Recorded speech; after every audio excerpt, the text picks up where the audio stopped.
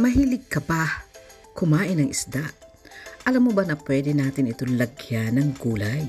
Hindi lang siya pangprito. Panoorin natin kung paano gawin. Ang tawag dito ay dinengdeng, pero hindi original na dinengdeng kasi normally tilapia at bangus ang nilalagay. Nagpakulo lang ako ng sibuyas, kamatis at saka luya.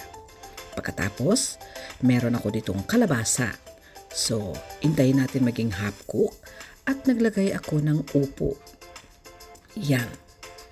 And then, tinimplahan ko siya ng asin. And then, paminta. Siyempre, kailangan natin para medyo maanghang ng konti.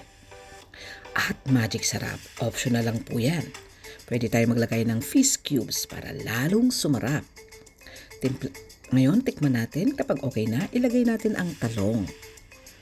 At meron din tayong siling mahaba. Okay, para lalo talagang sumarap. Pero kung wala naman, pwede na yun ang paminta. And then, maglalagay din ako dyan ng isda. Siyempre, ang ating pinaka-importante na ingredients.